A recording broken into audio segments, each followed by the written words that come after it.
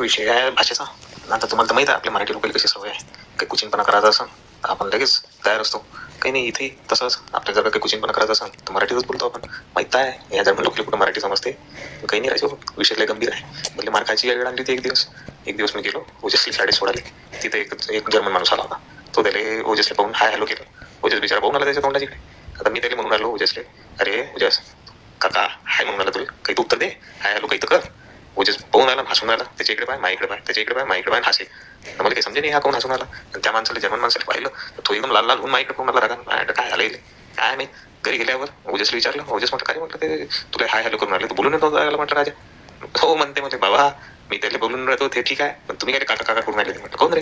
तर म्हणते काका म्हणजे जर्मन मध्ये संडास शी ओके. आता तुम्ही त्याला काका काका म्हणून राहिले तर ते असं वाटलं म्हणे तुम्ही त्याला म्हणून राहिले का शी शी शी शी शी. घ्या रे बा काय असा विषय आहे भाषेचा.